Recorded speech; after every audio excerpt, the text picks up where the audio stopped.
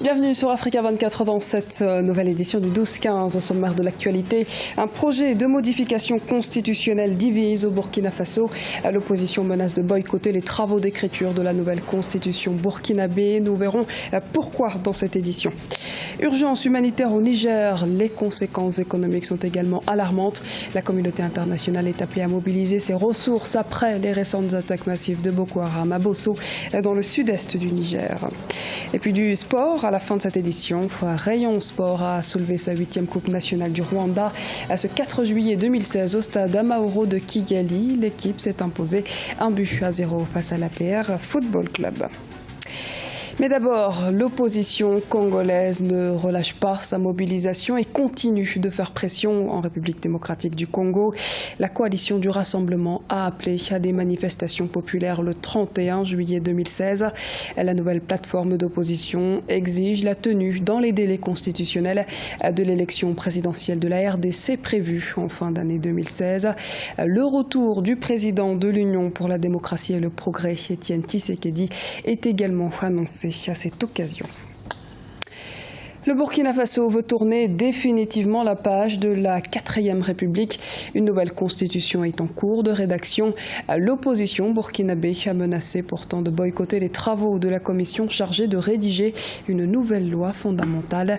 Les explications dans ce reportage de Jean-Paul Ouedraogo, correspondant au Burkina Faso. L'opposition burkinabé a menacé de boycotter les travaux de la commission chargée de rédiger une nouvelle constitution.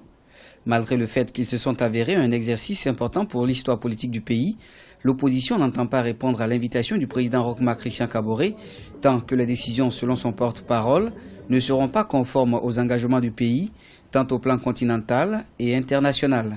La Charte africaine de la démocratie dit clairement, en son article 10, alinéa 2, que les États partis doivent s'assurer que les révisions ou les amendements de la Constitution sont faits par consensus national. Donc le consensus est le mode de décision en matière de révision ou d'amendement constitutionnel. En plus de reprocher un manque de consensus, l'opposition conteste également la légalité du décret présidentiel fixant les conditions d'organisation et de fonctionnement de la commission constitutionnelle. Elle en veut pour preuve la publication tardive du document au journal officiel.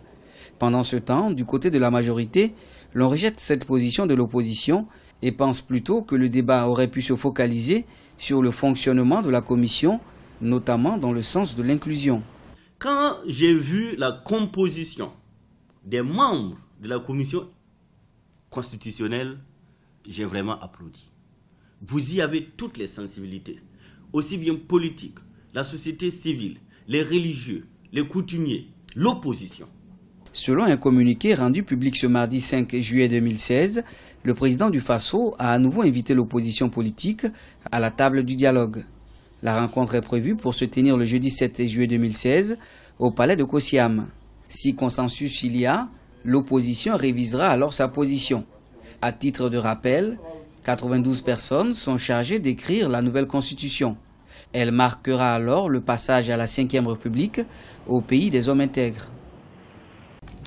Oscar Pistorius a été condamné à 6 ans de prison en Afrique du Sud. Le ministère public avait requis un minimum de 15 années de réclusion, estimant que l'athlète sud-africain n'avait montré aucun remords pour le meurtre de Riva Steenkamp, sa petite amie tuée au mois de février 2013.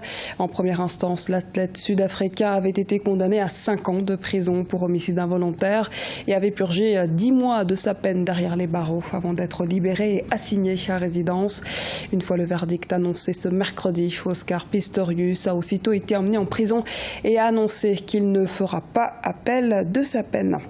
Autre dossier judiciaire avec le verdict attendu en France dans le procès pour génocide de Tito Barahira et Octavien Guézi. La cour d'assises de Paris doit rendre son verdict ce mercredi dans le procès de ces 2 anciens bourgmestres rwandais accusés d'avoir participé au génocide du Rwanda dans leur village de Kabarando en avril 1994. C'est la 2e fois que la justice française se prononce dans un dossier lié au génocide après la condamnation en 2014 de l'ancien capitaine de l'armée Pascal Sibikangwa à 25 ans de réclusion criminelle. Exode massif au Niger. Ce déplacement de la population est dû à un mouvement de panique après des récentes attaques de Boko Haram dans le sud-est nigérien. Quelques 50 000 personnes ont fui la zone dans un secteur qui recueillait déjà de nombreux camps de réfugiés en raison des multiples violences du groupe terroriste. Les conséquences économiques sont également à déplorer, comme nous l'explique Idalat Mirabel-Bissou. Les attaques sporadiques des groupes armés en Afrique subsaharienne ont fait plusieurs déplacés. À Difa au Niger, environ 250 000 personnes ont rejoint la région depuis l'insurrection de Boko Haram. Plus de 80 000 réfugiés nigérians sont assistés et pris en charge par les locaux. Le gouvernement multiplie les actions pour préserver l'intégrité de son territoire, mais la crise humanitaire fragilise l'économie de Difa depuis plusieurs mois. Nous attendions les bateaux sur le côté de la rivière afin que nous puissions fuir les attaques de Boko Haram dans le village. Ils nous ont trouvés au bord de la rivière et ont commencé à tirer sur nous. Certaines personnes sont tombées dans l'eau. Voilà comment nous avons perdu certains membres de notre famille. Situé à 15 km à l'est de la ville de Difa, le site de réfugiés nigériens d'Assaga accueille plusieurs milliers de personnes. Dès les premières lueurs du jour, la principale activité est la recherche de l'eau. Les exactions de Boko Haram le long du bassin du lac Tchad ont conduit plus de 150 000 personnes à fuir le Nigeria et à se réfugier sur 135 campements de fortune le long de 200 km de la Nationale 1, une route principale qui longe la frontière du Niger avec le Nigeria et la rivière Komadougou. Les gens ont un sens du collectif qui reste très prégnant aujourd'hui encore, malgré l'évolution du temps, tout simplement. Ça fait que lorsque vous avez des personnes frappées par un malheur naturel ou comme celui qui frappe en ce moment les populations de Difa, les populations ont spontanément tendance à les accepter, à les accueillir. Sur le plan humanitaire, les organisations déplorent les difficiles conditions de vie des réfugiés et les déplacés internes. Plusieurs enfants n'ont pas accès à l'éducation pour cause les structures scolaires limitées et la fermeture de nombreuses écoles dans les zones d'insécurité à proximité de la frontière. Les approvisionnements alimentaires deviennent irréguliers dans la région et les populations locales ne peuvent pas toujours partager leurs ressources avec les déplacés. Football au Rwanda, l'APR Football Club a rencontré le Rayon Sport lors de la finale de la Coupe nationale du Rwanda. C'était ce 4 juillet 2016 au stade Amahoro de Kigali. Et c'est Rayon Sport qui remporte l'édition 2016 de cette coupe en dominant l'APR FC 1-0. Reportage à Kigali d'Oliva Diakotan. Rayon Sport est de nouveau vainqueur de la Coupe nationale du Rwanda 11 ans après son dernier sacre de 2005. Les Bleus et Blancs ont battu les Noirs et Blancs de APRFC 1-0 au stade Amahoro de Kigali en finale ce 4 juillet 2016. La première partie était à l'avantage du Rayon Sport mais sans véritables occasions de but. La deuxième mi-temps tourne en faveur de l'équipe de l'armée. Cependant, l'attaquant malien Ismaïla Diarra du Rayon Sport inscrit l'unique but du match à la 90e minute. Je suis très content, c'est émouvant, c'est vraiment historique ce que nous venons de réaliser. C'est ma première année avec Rayon Sport. Moi aussi, je suis très content parce que c'est ma première fois que j'ai joué le championnat Rwanda. C'est la première fois que j'ai porté la coupe, vraiment, je suis très content. Vraiment.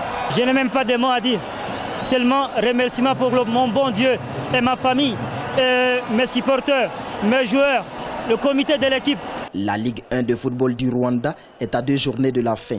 APRFC est l'actuel leader. Son dauphin, Rayon Sport, compte 2 matchs en retard.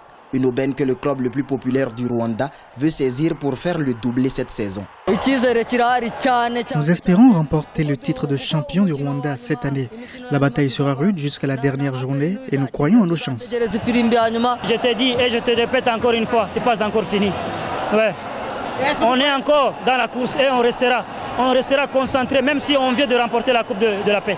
APRFC et Rayon Sport sont les 2 clubs les plus titrés du Rwanda. Le premier dispose de 7 Coupes du Rwanda et de 15 titres du championnat. Le second a désormais 8 trophées nationaux et est 7 fois champion du Rwanda. C'était le journal de la rédaction. Merci de nous avoir suivis. Retrouvez dans un instant une nouvelle édition du 12-15 sur Africa 24.